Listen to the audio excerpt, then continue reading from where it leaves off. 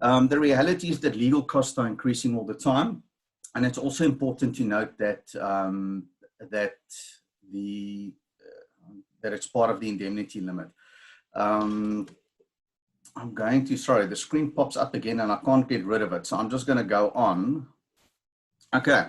This is actually where I want to chat about is that, this is my view. On the previous slide, when I got the original slide from my Joburg colleagues, is that it had a sentence in about class actions. I've always been quite vocal, and so far I haven't been that wrong that we're not there yet with class actions.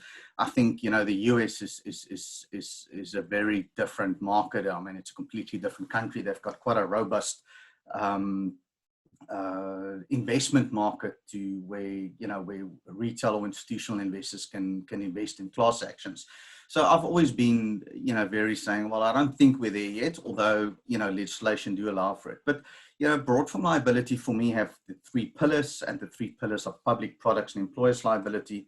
I'm going to chat a bit about every one, as well as some of the automatic extensions that we provide. Of course, there has to be some subtle advertising. So I'm going to chat a bit about that as well. But essentially, as I've said, I think on the second slide, is that liability protects us from others. It's not intended to protect us from ourselves. That's why you've got accidental damage or motor coverage, but it protects us from others. And it's personal injury to any person, loss or damage to property, or then obstruction or loss of amenities. So this deals on the public liability, and in this slide, it's a little bit contaminated with the products and defective workmanship. So I'm not going to focus around it too much, but really there are a few parts to it, and that is that you've got the premises liability and the operations liability, and then the legal costs. So the products liability and defective, we'll get to that. But the premises liability is really what it is, and it's actually quite simplistic, and it's injury or damage resulting from the ownership. And I think the little, the little person there falling really sums it up. I think some of the most common claims are slip and trip claims. And then the operations liability, and that's really what we commonly know as work away. It's really injury or damage from the business beyond the ownership, occupancy, or premises. So that's really where, we have, contract construction or anybody doing work away from the premises where they cause damage to property. And always remember, it's not property that is in your care, custody, and control, but we'll get to that later. And then same with products liability and effective workmanship. I'm going to chat about, I know our claims team disagree with me, or really our claims manager, but where we've lumped in the products and effective workmanship, it's globally accepted to lump the two together, and some call it products completed, but I'll get to that. And then of course the legal defense cost. And a lot of the limit of indemnity, especially if you look at the lower limits, are used, a lot of the cost goes into attorneys. And, at times I will always say that attorneys are expensive, but we do need them because we all have different viewpoints. We all have different opinions of it. And also you have a plaintiff, that's obviously looking after its own interest. And then also you have a defendant, which would normally be our insured. And that's also very important to think, is that, as I've said, liability or public liability, and most liability policies, whether it's D&O or professional liability, protects us from others. And the legal cost is quite important, as well as the, even if you look at the indemnity agreement and the legal cost definition, is where it says we want to start paying legal defense costs where, a matter might be the subject of indemnity. But yeah, I think we've chatted just about the premises. As you can see, the slip and trip, it's actually quite cute, the operation and activities. And they're quite important. If you just go back to, just do the little animation there, is that you could see our client working on let's call it a window, and a vase is broken. And again, it goes back to the whole thing of property in your care, custody, and control. That's normally not included in a liability policy. Spread of fire. So we see that, especially, it's automatically included in a BroadForm liability policy or any liability policy, unless where it's excluded and brought back as a optional extension. And a good example of that would be agri policies. So, with our agri team, with Andrews and his team, so you would see, and it's mainly because it's a risk that you want to underwrite specifically. And even our team, we do quite a lot of food down here. We do some of the larger processors and also some of the larger companies that own farms. It's important. I mean, we know that in the Western Cape, we've had a drought. Northern Cape, there's still is still drought stricken. So spread of fire is a real risk, and these claims are quite complex. It also produces a strict liability where you do not comply with the act. But yeah, it's automatically included unless excluded or unless just underwritten separately, either aggregated or some conditions introduced. So yeah, and for those of you that are also, I mean, if you think recently now in California, the wildfires that have caused destruction, damage there. Australia, very much the same. We were there a couple of months ago and camped around the Great Ocean Road, and nowhere you could get a dry spot. So for those of you, I think I've shared with some of you the video, and you literally have to dry on a pan. So, and then also important, and it's automatic within our risk transfer solution, is the pollution and cleanup costs. And remember, that's always sudden and accidental. So when we look at environmental impairment, especially over time or gradual, whether it's mining risks or industrial risks, that's always best separately to be taken up with James. I think a couple of weeks ago, he chatted. So I'm just going to quickly go through these. Some of the extensions that we've got, and again, automatic, other than the pure financial loss, but the security, it just really kind of extends the cover where security officers, do act, I would say, for a lack of a better word, and you've got to excuse my Boerewors Dutch here, but act on your behalf. I think the advertising liability, we brought it in at the time, and, I was fortunate enough to be trained in the US, and it's quite interesting to see the type of claims there. We don't really see it in South Africa. Our advertising, it's actually quite fairly well regulated. You don't have a whole Pepsi, Coca-Cola advertising war. But again, the advertising liability always ties in with the indemnity agreement, which states injury and or damage that your product or you caused. And then the pure financial loss, which we're going to chat about a little bit later. There's actually some good claims examples. So again, I don't want this to be too much advertising, but I guess it is. But these are some of the automatic extensions, and a few of them I'm just going to quickly touch on, which have to be part of a good liability policy. Whether you take it with us or any of our competitors.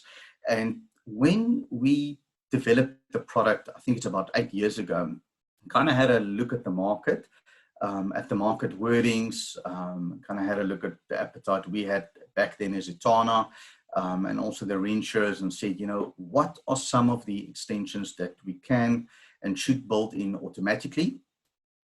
In hindsight, I think we could have built it in a little bit better in terms of the wording. So we've built this in automatically, whereas, the way the market presents these wordings, these are normally extensions that you have a look or that you could see on the schedule. So for instance, I'm going to use one which, we see quite a bit, and this is just still on public liability. And when we get to products, I'm going to talk another one, which I'm quite fairly passionate about on what should be automatically included. But when you look at the sudden and accidental pollution, it's defined as a pollution hazard. And, we essentially state that it's got to be sudden and it's got to be accidental.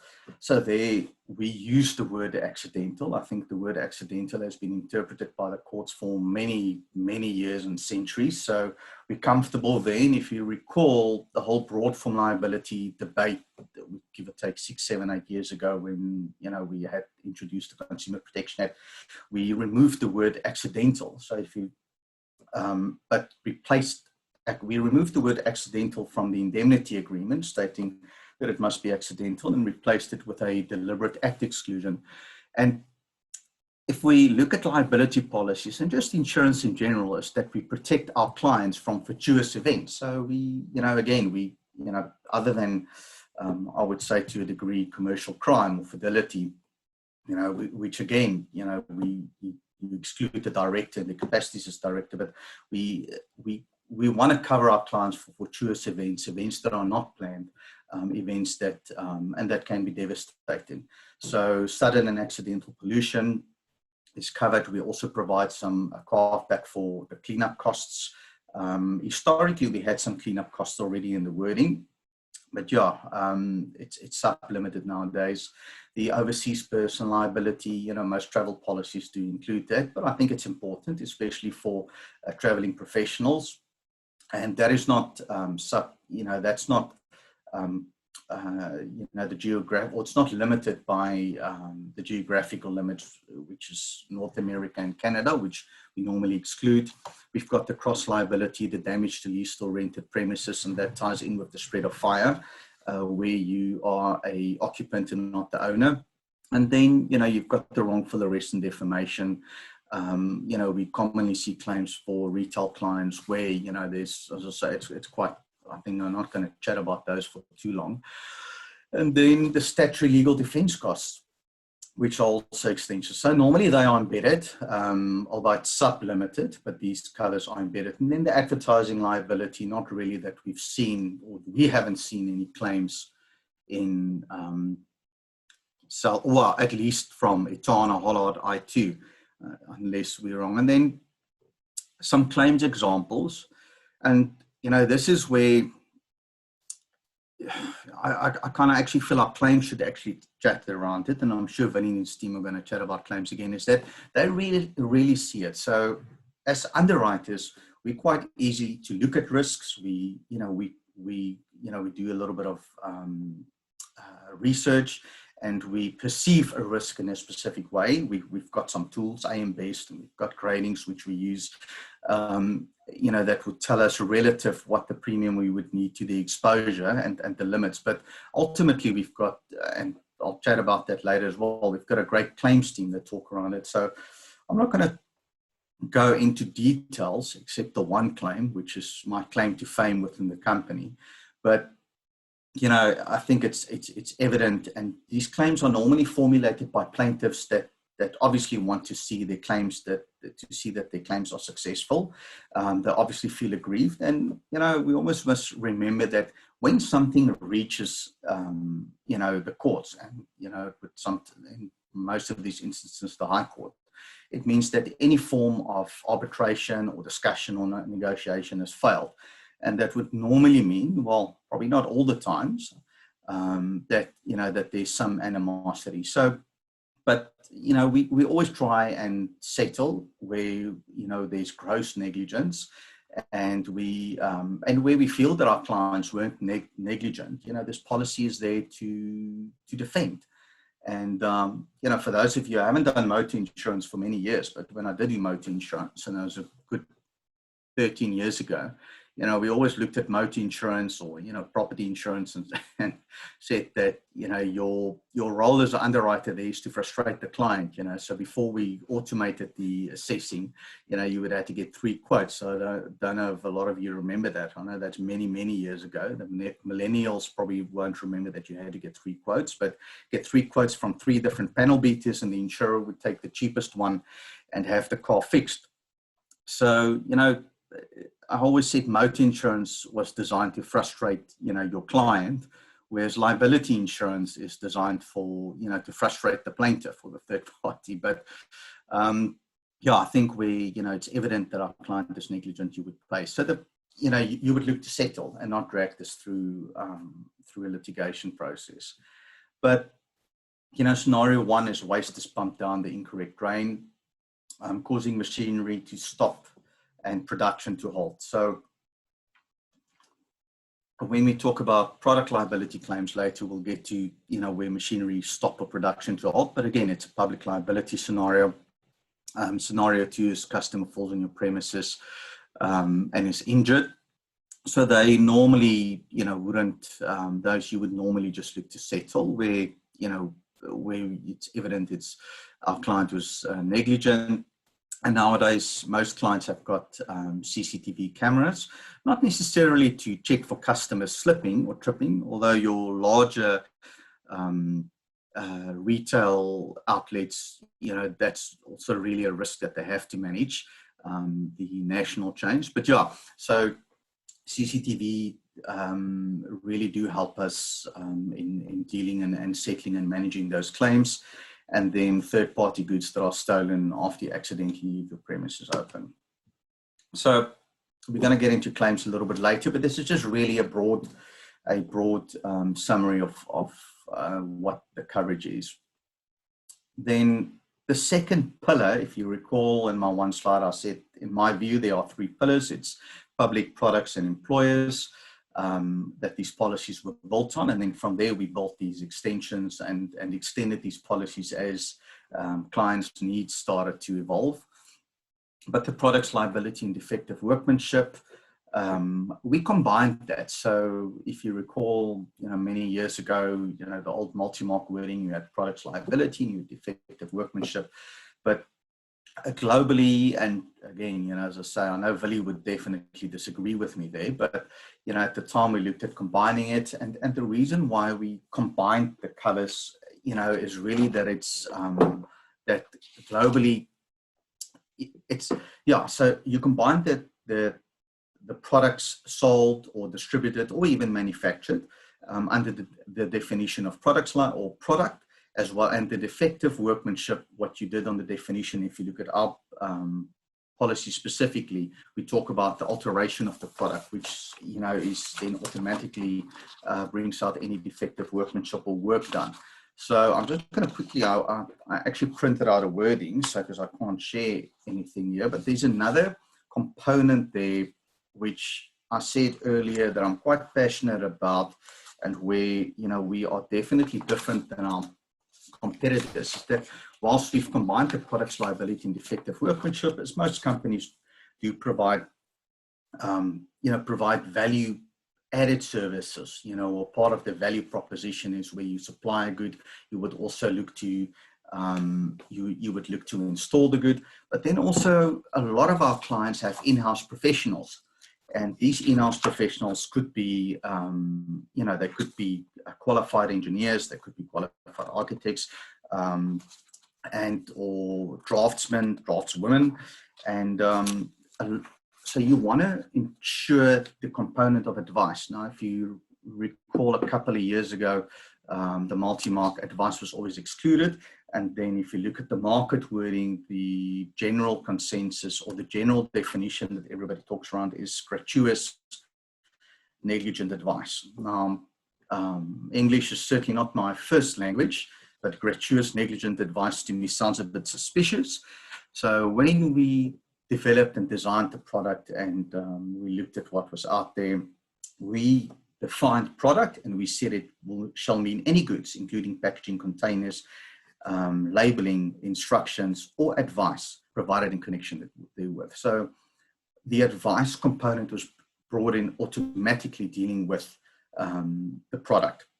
So quite a nice differentiator that we've got. I'm just going to quickly go. I want to kind of chat to all of them here. So I'm going to run through this. So products and defective workmanship, and also if you look at our definition of product, is we also state that the product has got to leave the care, custody, and control of the insured, which, if the older wording just said it had to be handover. So it's exactly the same principle. Instead of it being an exclusion, it's just not part of a definition. And we look at a product that injury or damage that's away from the premises and harm. So, we've used some examples of risks that, I don't think we're too fond of, but, the first one is pet food. And these are just, they'll always be difficult risks. And I think the little dog and the pet food, they're self-explanatory, and where the food is contaminated. And the reason why it's higher risk, and it is what it is that, it's not the same type of hygiene and safety standards applied to pet food or animal feed than what there is to the food you and I eat or consume on a daily basis. So, yeah, so it might be Woolies packaging, but it's not always Woolies quality. But yeah, then the inefficacy portion, again, it's actually also quite interesting because the example here is animal feed, and then that goes to the farmer, and the chickens are supposed to get to a specific size in order to go to market to be sold or to be slaughtered, and they only end up 100 grams versus 500 grams. That's a good example of inefficacy because there was no injury or damage. So if you recall, I said earlier, your indemnity agreement always talks around injury and or damage. If that's quite a good example, is that the product just did not perform to specification and it caused damage. So it's more of a pure financial loss, but yeah, quite a nice extension. And then recall, we've got a separate slide on that. And I think the listeriosis, incidents, I think it was about 2 years ago, are still fresh in our minds. Hopefully none of you that are here got sick of it. And then defective workmanship, it's an easy example, and it's just really where you've got a workshop working on a motor vehicle. And strangely enough, interesting, I don't know if the broker's on the line. I had a call from a broker where they were looking for defective workmanship for a bus company, and they're difficult claims because it's a combination between your motor, internal, external, and also goods, whether the items in your care custody control, etc. But yeah, there's a bit more detail on the following slides. I think just check for your microphones that they are on mute. If you recall, about 2 weeks ago, some of you heard me that I was off to Joburg in 2 hours. So yeah, just check your mics, please. But an interesting slide, injury and or damage, and then it tails out to the premises activity, the public liability, and then as well just to complete it after handing over. So I think it's the slide really just sort of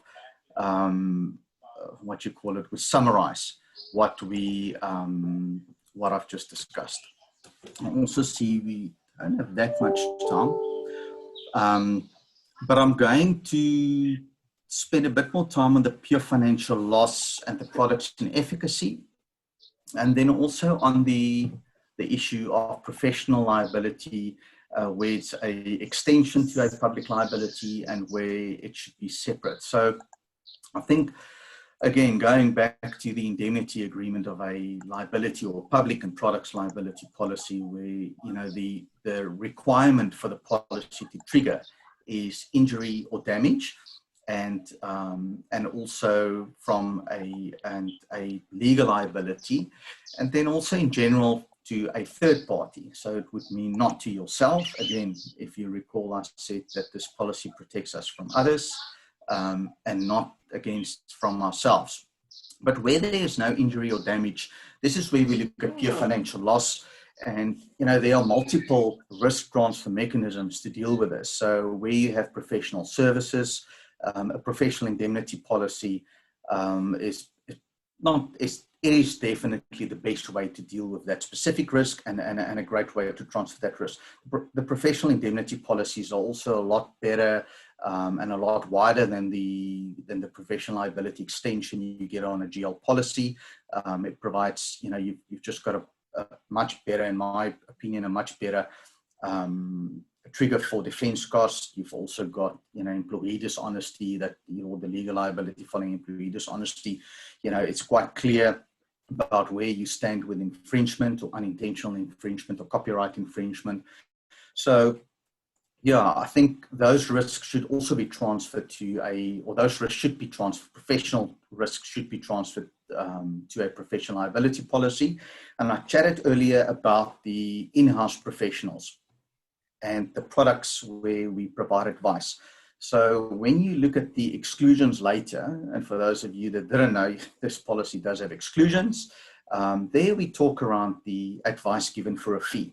And as I said earlier, again, you know, the intention of the policy or the intention of the products and advice is to provide coverage for in-house professionals.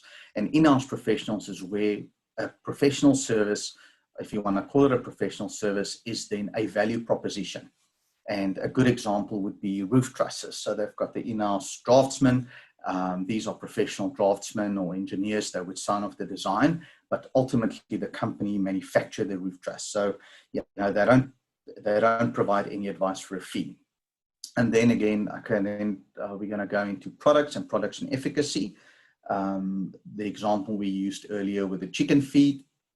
And then another example would also, and again, you know, they're easy examples, but in practice to deal and manage those claims, it would also be fertilizers, you know, where, you know, there's just really quite a lot of variables, you know, in terms of, yeah, in terms of the actual, what's the gewas in English, you know, what's being planted and you know, what the yield the crop was supposed to give.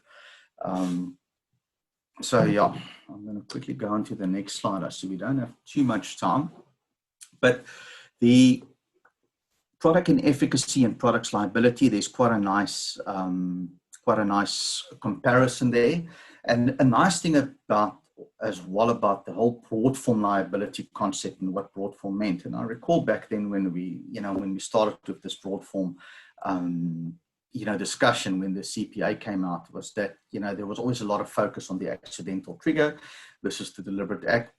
But another thing, you know, if you look at the old multi-mark wordings, and I'm not too sure which insurers still use those, but if you look at the old multi-mark wordings, that any product inefficacy, even if that results to damage, so would have been excluded automatically. Whereas under your BroadForm policy, we have a carve back. So where the product doesn't perform to specification, but causes loss and or damage, there's coverage. But let me stick to the slide here. I mean, you can always ask the questions later. So it provides cover for losses arising from the insured's products. On the inefficacy, which is on my left, it covers where they do not perform as promised and a third-party property is devalued or cannot be used to its full extent. And then covers liability out of pure economic definition. Is just that there were no injury or damage. And then we have the product's liability, where the harmful nature of the product causes injury or damage, and covers the liability arising out of injury and or damage. So there's no pure economic loss cover. But when you look at the actual wording, just remember that it states that you know, that the main trigger, which is injury or damage, even if the product doesn't perform to specification, but it causes damage. So it could be something like a gear going into machinery, or let's talk about, okay, we'll talk about the other, the claims example later. But yeah, the next slide, we've got the product liability and efficacy and recall.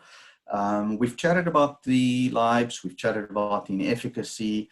And the recall, I think, is quite important, is that the recall, the product is out there, but it hasn't caused harm yet, but has the potential to do so. If I'm not mistaken, we're gonna go through, there's a nice slide, a few slides on about recall and exactly what it covers, because clients often have different expectations and would like to see a guaranteed type product where it, you know, the intent of the recall, at least from our side, is just really to remove it from the stream of commerce, to ensure that, you know, your clients, our clients' don't end up being injured. So, you know, claims examples on defective workmanship, you know, the gearbox, which is faulty, and the engine seized. The gearbox is the item that's being worked on, but won't be covered, but the engine will. Again, it's a very simplistic example, and if you chat to our claims people, and I'd really invite them to also just give their 2 cents later when it's a Q&A time. It's just that these claims are really that simplistic, you know, because because I think if you look at, you know, any modern car, everything, if you work on the gearbox, there's so little space, you ultimately end up working on the engine as well. But I know it's a silly simplification, but really, not always the easiest claims to deal with. Pesticide, definitely not our favorite risk. I think they are the more difficult risks to place. Not impossible, but expensive. And it's just really because the claims are what they are. The claims are there. The insecticide fails to work and destroy a crop. So again, that's actually a good example of, even if you don't have inefficacy and a pesticide does not perform its function, but the crop is damaged, is that there we go. So I didn't even read the slide. Is this product liability? There's a direct harm. So hopefully that makes a bit of sense. So in the interest of time, I'm just really going to talk about the nuts. That's my claim to fame. With an Tiaan, as I think our biggest products liability claim paid. And we were presented with a risk where a company grow and distribute or grow, process and distribute nuts, and these nuts were exported to various countries around the world. So at the time, most of the focus was on North America, because a fair amount of these nuts were going to North America, and a lot of my focus was really there.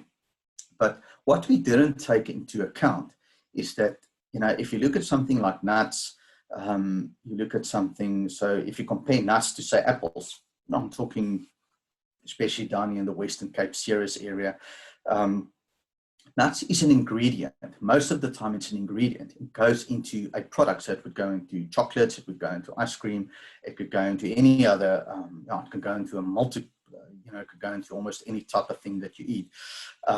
What happened here with the shells, so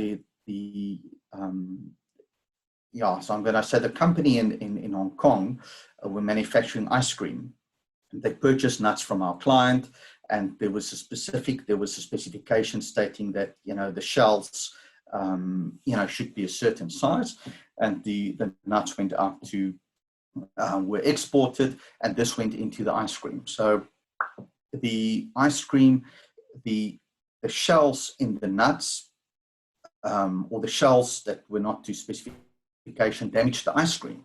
So whilst I think earlier, so it couldn't really harm a person, but what was interesting here is that our insured, their products were nuts, and the nuts, because the specification of the nuts weren't, or because they didn't adhere to the specification of the nuts. So whilst it might have been a contract issue, it's not. The actual shell to the nuts caused damage to the ice cream and the product, because the texture of the ice cream changed.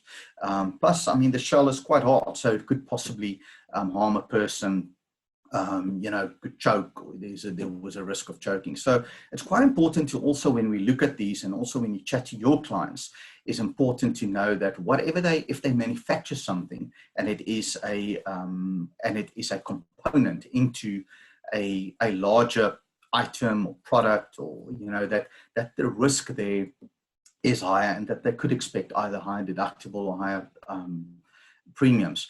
And because something silly like a gear, could in automation plant processing machinery could make a massive difference to, or cause massive damage to the machinery. So the nuts was quite an interesting one.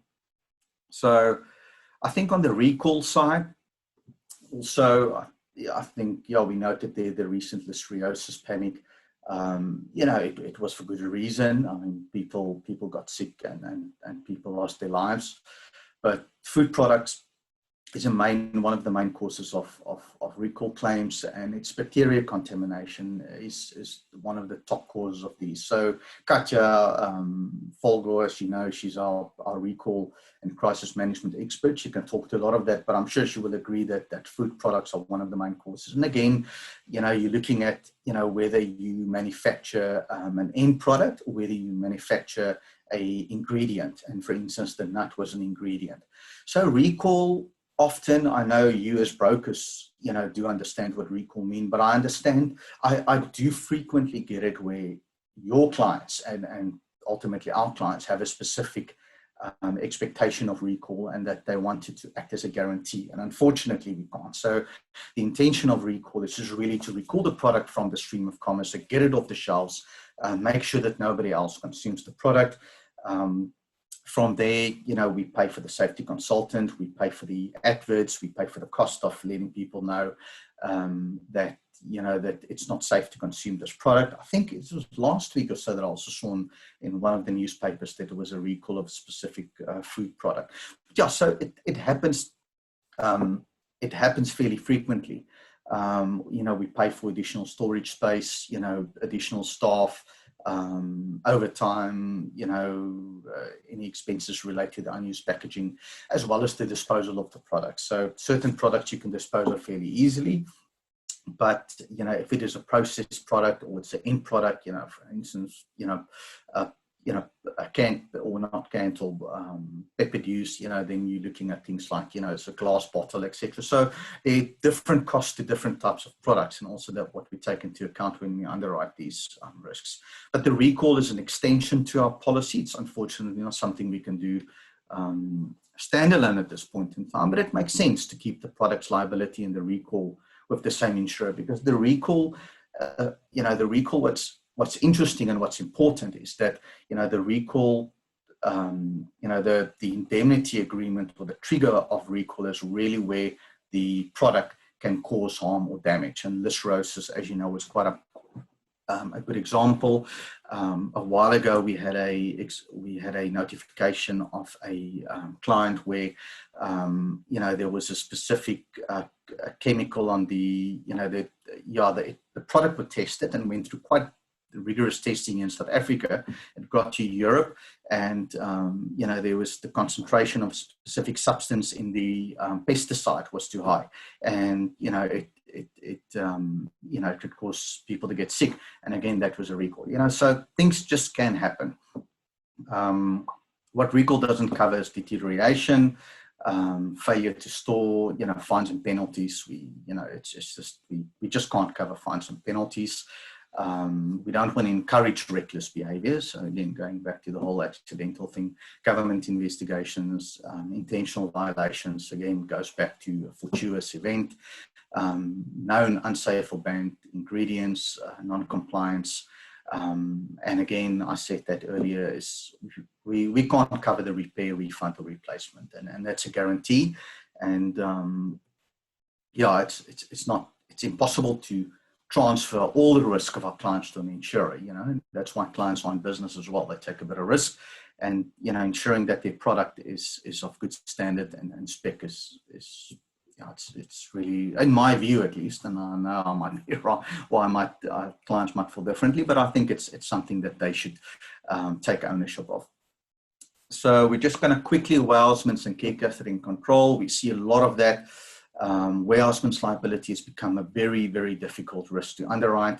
And again, it's the reason why, again, it boils back to claims. It doesn't, when we get the claims, often I'm talking warehouseman specifically now, the underlying contract have got some issues where, because a condition of coverage is that you should try and minimize your contractual liability and exclude as much contractual liability as what you can. So where we see issues are, where our clients and your clients have an expectation of, sort of all risk cover, and that the policy should respond immediately. Whereas, again, we first need to establish negligence, where we also see some, where sometimes is where is the valuation of the products. Warehousemen also exclude any consequential loss, so loss of profits. It only covers the loss of the actual good. So you're also looking at things like valuation. And that's why it's extremely difficult to insure transport companies, because people move different types of things, and even couriers, if you think about that today. And that's why, it's best to also have a good risk transfer mechanism between the warehouseman's, marine, carrier's liability in place, so that you can protect your client for those eventualities. And then care, custody, and control. Really, the intention is for incidental storage, and not where storage is a core part of the business. And, you know, a good example, and it's just a silly example. I know these clients don't often purchase liability. It's just the TV repairman. So, yeah. And then there's no contractual limiting liability required. So that's why, for instance, you wouldn't look to provide it, say, for, if I go back to this, to contract construction, it's just difficult risk to underwrite. So I think we're getting to right about the end here, if I'm not mistaken, but, you know, also just a quick employer's liability, as you know, I think we all call it, we just say, listen, it's a contingency coverage. We've got COIRA, and in terms of legislation, an employee can't sue an employer for injury at the workplace, and they've got to go through the Compensation Occupational Injuries and Disease Act. And yeah, so, okay, there we go, it's right there. So maybe I must read my slides before I just start talking about it. But again, you know, the employer's liability within the South African context is embedded. When you have clients that have offices in, you know, sub-Saharan Africa, you know, it's also best to chat to, you know, our colleagues in Africa, or our African colleagues, Dale and his team. You know, in Mozambique, for instance, you need to ensure that you get workman's comp, as there's no statutory insurance covering places like what we have in South Africa. And then employment practice liability, I've often seen it embedded into some liability policies, which doesn't always make a hell of a lot of sense, because, you know, whilst it says EPL, employment practice liability, you know, the exclusion is unfair labor practice, but a standalone employment practice liability policy is the intention is to deal with unfair labor practice, discrimination, wrongful dismissal, most of the time wrongful dismissal. We've seen 1 or 2 sexual harassment claims, but yeah, the damages are usually awarded by the CCMA and the Labour Court. And then, as I said, there's no statutory insurance fund. So yeah, I think we're kind of getting to the end of our presentation. So, you know, just some, I think right about the end is that, you know, in terms of cancellation, insurers can cancel a policy immediately. We give 30 days notice. We're entitled to retain the expired portion of the premium, and it's pro rata. So, yeah, in the old days we said Lloyd's short-term rates, but yeah, it's pro rata. I think you want to be fair to our clients.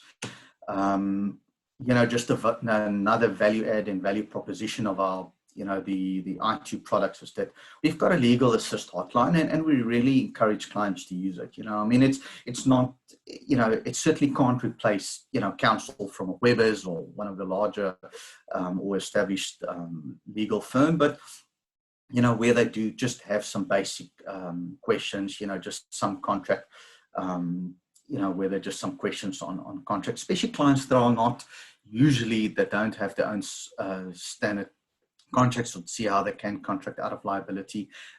It is, you know, we do provide it, we do pay for it. So we definitely want, you know, we want to encourage your clients to use it. And then another nice that we've got is the business identity theft, where essentially we provide, you know, pay for some expenses to restore if the identity of the company or, yeah, the corporation has been stolen. So, and investigate that. And we've got a specialist team that help us with that. And then lastly, we've also got a health and safety hotline. Again, you know, encourage clients to use it, especially clients that don't, for instance, have a separate health and safety officer. I also do think, you know, nowadays with the pandemic, where, you know, clients, you know, potentially just want some certainty as to what type of health and safety they should provide for employees and for customers. And then renewal, I'm just going to scan over. These policies are annually renewable. They don't renew automatically. We try and keep the process as simplistic as possible, just with the NCDs or no claim declarations. But, you know, if there were claims or if there were material changes, you know, we would want to get a proposal form, or where, you know, the risk is difficult. If I say difficult, the risk is difficult, not necessarily the client, but just a tough risk, we would want to have a prop form again. And then claims. Lastly, I believe our claims team is really, you know, one of the, or the best in the country. You know, they're all, you know, most of them have got a legal background. They're really quite fair. I think, you know, I'm involved in some of these forums on claims, and the way we handle claims are very fair.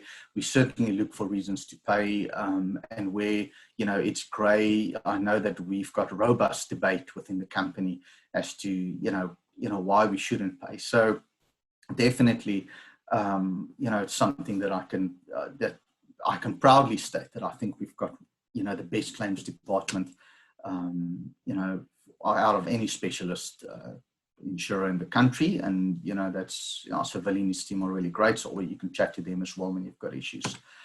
And I think that's really me. I think, you know, I should have just added the Cape Town, Durban and George addresses there. But, you know, in case you do want to go and visit Justin and anybody out there, or chat to our underwriters, I'm sure you're more than welcome at the Halt campus. But I think that's it from my side. Justin, are you going to take it? Yeah, thank you so much, Tiaan, and really interesting discussions. Tiaan, my signal is not that strong from here, so if I do cut out, there are a number of questions that I think will make for great discussion on the WhatsApp group. Or in the message group, but maybe I'll go through some of them, and if I do cut out, you can handle some of them. I mean, one great question that has come in from Dave Hopcroft, just as a starter, could you explain the difference between claims made and occurrence in liability? I mean, that's a great question that I think is really relevant to everyone listening in. Yeah, that's a good question, Dave. I thought you would know the difference. But no, you and I have chatted about it before. But it's really a good question, and I wish I've got a whiteboard behind me. But as you see, I've got the mountain behind me. But the difference between claims made and losses occurring is that really claims made. I'm going to try and use my hands here because you need to draw a timeline. Is that claims made, we deal with a retroactive date, and the indemnity agreement talks about an event happening on or after the retroactive date. So both between us and the client, we pretty much know that something has to happen on or after the retroactive date. When that policy is cancelled, that retroactive date, if it's moved to another insurer, we hope you don't do that. But if you do move it to another insurer, that insurer should take over the retroactive date so that the client has continuous cover. Okay, so from annual policy where we are on 12 months, the retroactive date starts here. If you can see my left hand, okay, so that's 1 Jan, and the policy at the policy inception, the retroactive date is 1 Jan, and the policy ends 31st of December. Okay, so from 1 Jan 2021, if the policy is lapsed or cancelled with I2, other than for the extended reporting provision, we would not be in for any claim that happened during the period of insurance. So either the new insurer would be, or the client would be the only insurer for that portion. When you look at losses occurring, for instance, and that's where, and Greg Dillon phoned me earlier to wish me luck. Thanks, Greg, for that. So I promised you I was going to talk about events quickly. So when you look at an events liability policy, it's on a losses occurring basis. And I've seen a lot of our competitors write the one-off events liability policies on claims made basis, and it's not even worth the money that it is. But a losses occurring policy essentially deals with, says that the trigger is injury and or damage during the policy period. So an event is a good example. The event is happening over this weekend, and we'll say from 1 to 3 October. The policy is issued for 3 days, but the coverage, I'm going to use a silly example, sits in the cloud for as long as what we are around. And what that essentially means that if the policy is triggered, let's say there's an injury at the event between 1 and 4 October, and the client didn't know about it, of course, okay, and the client receives a summons 2 years down the line. I think we had an example, we had a claim like that where somebody fell into a manhole, and the policy was cancelled because it's on an occurrence basis. It means that we would still be in for the claim. Okay, so it means that you've got a long tail. So if it makes sense, if I had a whiteboard behind me, you know, whenever I do training with my team, you know, I always draw a timeline and say, you know what, with claims made, the insurance companies, exposure to risk starts at a specific date and it ends at cancellation of the policy. Whereas if losses occurring, it deals with a policy period. So let's say we even had an annual policy for this year, and we'll use the example of the nuts, and the nuts were exported, and the policy is cancelled. The client moved it, the client went out of business, and they receive a summons 2 years later. We are in for that claim because because the trigger is the policy period. So it means the insurer has to deal with the claim within the policy period. So even if they then move to another insurer, we still have to deal with it. If it makes sense, I hope I answer your question, but drawing a timeline is a lot easier than trying to explain it by hand. Thanks so much, Tiaan. And we've got quite a few other questions. We've got an interesting question here from Reggie, and it's around defective workmanship. So he's just saying, if someone is working, or say a workshop is working on an engine and they didn't fit a piston correctly, and that causes damage to the engine as a whole, what is the scenario? Can you talk about how defective workmanship policy would respond with respect to the actual item that was being worked on? Yeah, so the actual item being worked on is always excluded. So, if the piston is not fitted properly and the engine seizes and there's damage to the engine, there's just never any cover. But if, it's these claims are so difficult, and you can ask the claims team, and it's really because the policy always exclude and that's all the policies. So, from a public liability, if you're working on the item, it excludes in your care, custody, and control. And from a products liability point of view, where it has left your care, custody, and control, but we exclude a product replacement and or recall. So the engine wouldn't be replaced, so that would not be covered. But if it caused any other damage, I don't think a piston can cause damage to a gearbox, but let's say, any other damage, then that resultant damage would technically be covered. Thanks, Tiaan. And then we've got a number of questions from Christy Carr. So Christy, thank you so much for your questions. Christy has asked a question around coverage for a workshop that does performance enhancement of racing cars and servicing to those cars. And I think, Tiaan, you've really answered that question by talking about product defective workmanship, and then obviously products liability. I think you've answered that question of Christie's. But then Christy also asks the question around employers' liability, saying that really in South Africa, there seems to be a pretty useless extension, given that, COID is excluded. So what is your view on why do companies need employers' liability when really COID is excluded? You know what, Justin, I've been asked that question a few times, and I honestly don't know. But the reality is we don't price for it. I think it's a contingent liability. And it's, I'm not, it's a difficult question to answer. I mean, we don't really specifically price for it. Coverage is still there that, in the unlikely event, where, you are sued as an employer, that the policy will still trigger. So I think, it's similar to RAF, so legislation prohibits the employee from suing the employer.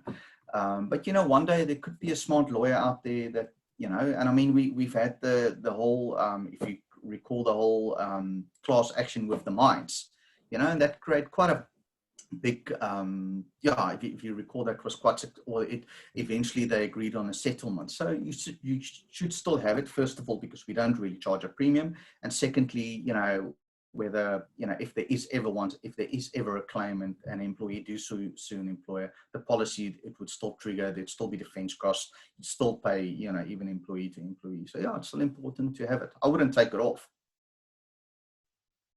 Thanks a lot, Tiaan. And maybe just another question related to that Christy has asked, what if an employee of a company is traveling overseas, so say, for example, from Mozambique, and they cause some injury or damage while they're there? I mean, then there's potential that COID wouldn't step in. Is that correct? So does the employee cause damage? Sorry, Justin. Yes, they're out of South Africa. They're insured in South Africa, but they're traveling overseas or somewhere where maybe something like COID doesn't apply. Okay. Yeah, so that's quite interesting, because then in my view, it would be public liability, because if the employee causes damage to other people or to other property and or person, that would be public liability. If the employee is is injured there, normally you would have travel insurance, but again, the policy would trigger. So the policy would always trigger. It is a question of the legislation that would allow the employee to sue the employer. And unfortunately on that, I'm not an expert. So it's very much our policy is designed to pay for a claim and to pay for defense costs, but just legislation prohibits us from, I say prohibits us, but legislation provides a different mechanism for employees to claim for injury. Perfect. Okay, thanks very much, Tiaan. Then we've got a question here from Albert Myberg, and he's saying, what is the difference between defective workmanship and trade risk? I don't know if you've got any comment on that. If you're in the trade of, what is the difference between defective workmanship and trade risk? And trade risk. Okay, so I think you touched on it a little bit earlier. Businesses are in the business of taking some risk, but yeah, think about that a bit. Yeah, I'm quite. That's why I said I think I think a lot of businesses would disagree with me. But if you're in the business, you're in the business to take risk, and the whole trade risk issue is also that when you do something, you can't. It's similar to fines and penalties. So if we could ensure all types of defective workmanship or oversight or fines and penalties, we would technically be encouraging, manufacturers or, contractors to be negligent, because there would be no need for them to, there would be no need for oversight, similar to fines and penalties. If we would cover fines and penalties, you don't have to worry. I mean, just think of a motor fine. If your personal insurance would cover your motor fines, I mean, there would be no incentive for you to keep to the speed limit other than when eventually the cover ends. So it's very similar. A trade risk, I hate the word trade risk, but it's a reality is that when you're in the business is that you take on a specific risk, and with that comes reward. And in terms of the defective workmanship, from our side, the way we see it is that when you work on something is that you should take care, skill, and be diligent about how you do it, and that there should be adequate controls, there should be adequate supervision, and that it's just impossible for us to ensure, a trade risk, because then anybody could start business. I mean, imagine, I don't know a hell of a lot about cars. I don't know if you picked that up earlier when I said the piston could cause damage to a gearbox. But just imagine, then I would leave this, I would leave insurance and start a motor workshop. If I could transfer that risk, if I could transfer all the risk I've got from starting that up, then why would I take a risk? I'm just saying, well, I don't know anything about cars, but it's fine. I can insure my shoddy workmanship, and then let the insurance company deal with it. So it's again, it's an opinion. It's certainly not science, but yeah, I think, and also we'll charge exorbitant premiums. Okay, thanks a lot, Tiaan. I think given time, I'm going to just take 2 more questions from the group. But if I haven't answered your questions fully, then please get in touch with us, and we're happy to put you in touch with Tiaan. And I'm sure he'd love to talk for all day about these sort of risks, because it's really interesting.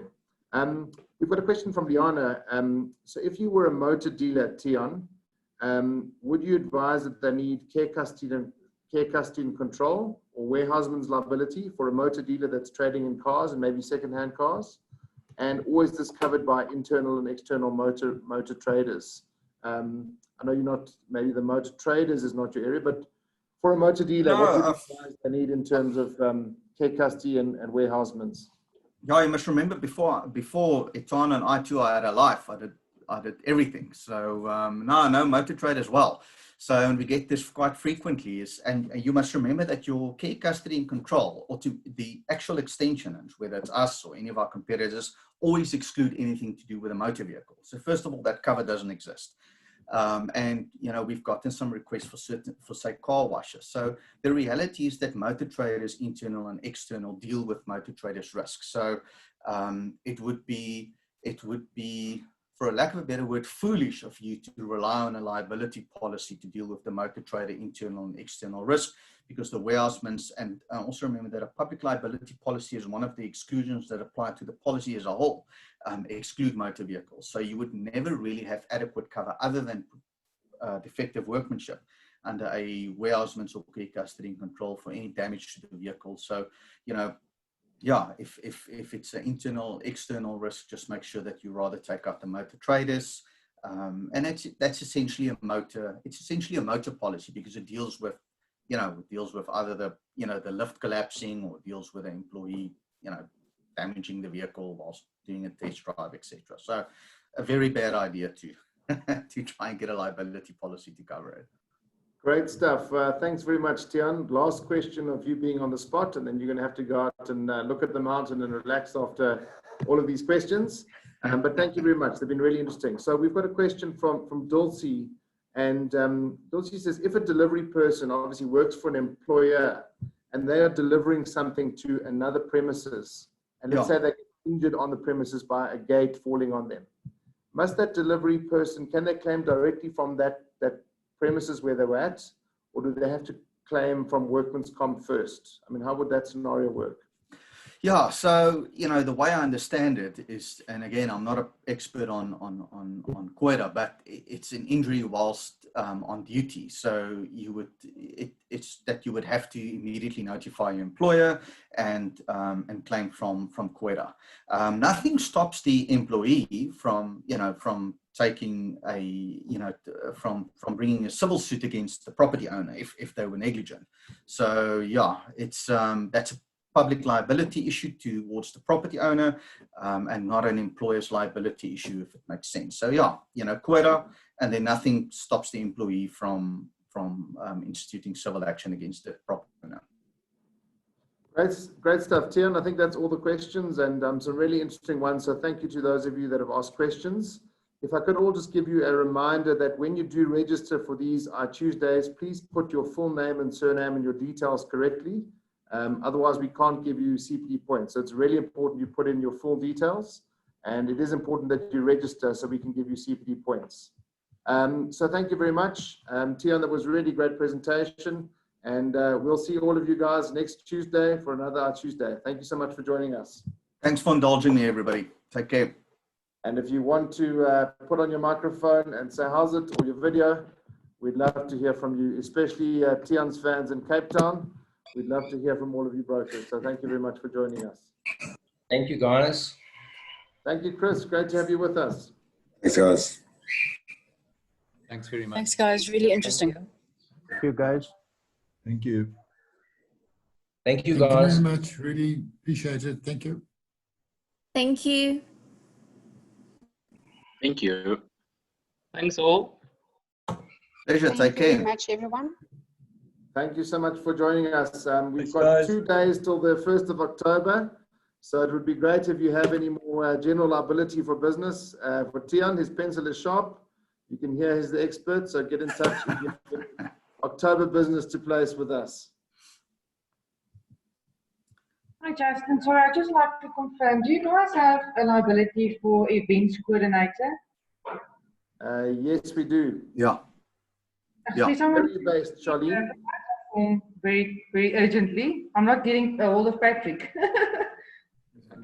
Okay. Yes, I can. What's your email address? I'll send it right. Charlene, what is your email address? And we'll send you the details. It's Charlene@sins.co.za. Charlene, Sharlene. Yes. And Sims is, how do you spell Sims? CIMS. CIMS. We'll send you all the details that you need, and we'll put you in touch of our underwriters. And, Okay, great. and Charlene, it's an events coordinator, right? Yes. An email is on its way to you. Thank you very much. Okay, thank you. Okay, bye. Thanks, I too. Thank you. Cheers, everyone. Thank you, guys. Thanks. Tiaan? Yeah. Hello, Shane Pickles. How's it, Justin? Tiaan, do you How mind you if I doing, just bend your ear for 1 minute quickly? I did put a question in there, and I Yeah. again to the previous question with the engine block, but I've had 3 scenarios in the last couple of years where insurers have actually paid for the product. And when I say paid for the product, an engine block that, call it the motor engineer is working on, he obviously is defective while he's working on it, engine pops, and the insurer's paid for it. Now, is that a claims error? See, yeah, Shane, that's what I said earlier, is that, in theory, we say, that item not being worked upon or being repaired is not covered. But it's once we start investigating the claim and you could see that, if the item wasn't really worked upon, it's, we then need to establish whether it is a consequential loss, so item not being worked upon. So it's not necessarily, it might not necessarily be an error. It could be that, that they've established after, just appointing a loss adjuster to do just a quick, get the facts and just do a quick investigation, is that, really that it's resultant damage. So, I mean, we had one a couple of weeks ago, and again, the margin for interpretation, you can't really see, is this thin. And your client was lucky. I mean, it's great. I wouldn't say it's a mistake. Sometimes it is a mistake, but sometimes really the margin for interpretation is so thin that, because my understanding is the product is totally excluded, unless obviously, you've obviously handed it over, it's not in your care, custody, and control anymore, and obviously, damage is caused. But my understanding the product in total is excluded wholly. So it's just a concerning thing, because obviously, when you're busy with new business and the client turns around and says, "Oh no, but they paid for this, 100,000 rand engine block." I'm like, "What?" Then I can't explain that, So, but anyway, but thanks for the insight. I don't want to keep you, but thanks very much, Tiaan. Cool, no problem. Okay, I'm going to say goodbye. So, but if you do, by all means, my email is Tiaan E, so it's TIAANE at i2.co.za, or just get in contact with anybody from our sales team, or then so, and we'll gladly try and get back to you or answer your questions. So take care, everybody, and have a good Tuesday.